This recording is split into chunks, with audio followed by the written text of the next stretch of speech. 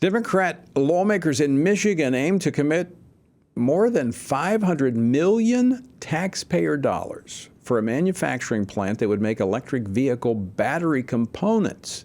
They say it will bring jobs to the region, but there's a catch. The plant would be owned by a U.S. subsidiary of the Chinese manufacturer Gotion, a high-tech company with governing bylaws pledging allegiance to the Chinese Communist Party. Now, local residents are outraged, and the project has stalled due to the uproar. Joining me now to discuss this and more is Ambassador Pete Hoekstra. He represented the 2nd District of Michigan in Congress for 18 years, including a stint as chair of the House Intelligence Committee. And he served as U.S. ambassador to the Netherlands during the Trump administration. Ambassador Hoekstra, welcome to Washington Watch. Good to be with you, Tony. Thank you for having me. Well, let's talk about the backstory here in these manufacturing plants. What's going on?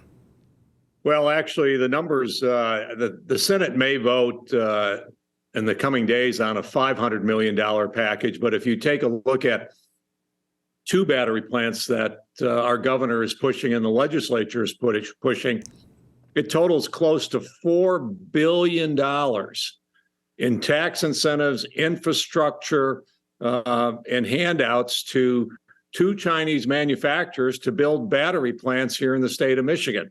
That's roughly $400 for every single citizen in the United States of America. Excuse me, in the state of Michigan, meaning a family of 5 will be investing $2,000 into the Chinese Communist Party. There's another wrinkle in this in terms of the raw material that these plants will be supposedly be getting to make these batteries. Tell us about that. Yeah, we did a press conference on that today. Over the weekend, we had some sharp individual notice that in the Kabul newspaper, they featured Gochin, which may be related to Goshen, but it doesn't really matter because if you're a Chinese company, your allegiance is to the Chinese Communist Party. What was in the article? Gochin is going to put an offer on the table for $10 billion for a number of different projects, including a project to mine lithium in Afghanistan. And this is all orchestrated through the Taliban. So imagine this, Michigan taxpayer money going to Goshen, going to the Chinese Communist Party, going to Afghanistan to mine lithium in a deal arranged by the Taliban. This is, I'd like to say it's unbelievable, but it's happening. And it, the legislature may put the final touches on it in the coming days. Now, the Democrats control the legislature there in Michigan. Any chance that this might be stopped? I mean, the public outrage seems to be pretty intense.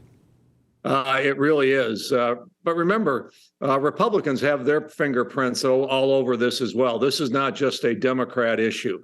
There are Republicans in Michigan that have their fingerprints on this.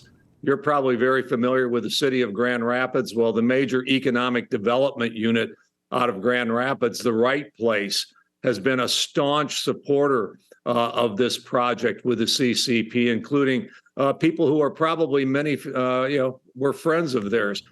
My hats go off to the people of Big Rapids and Marshall, Michigan, 2 rural communities in our state.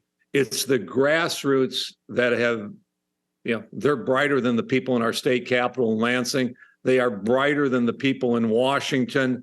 They looked at this and they said, $400 per person in Michigan going to the Chinese Communist Party. Yeah, they didn't spend a whole lot of time talking about this or debating the pluses and the minuses. They said this is nuts. You've got human rights abuses, religious prosecution. The mining they do is environmentally unfriendly. They've got They use child and women forced labor in the mines. They just look at them and say, no, we don't want these Chinese plants in our communities. If anybody stops it, it's going to be the grassroots in Michigan.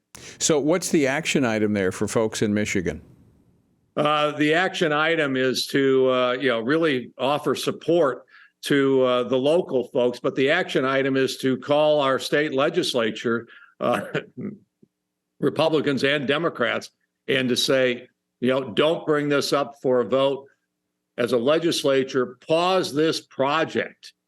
At least pause it until you can do a deep dive into the connections between the Chinese Communist Party and these so-called economic development activities in the state of Michigan.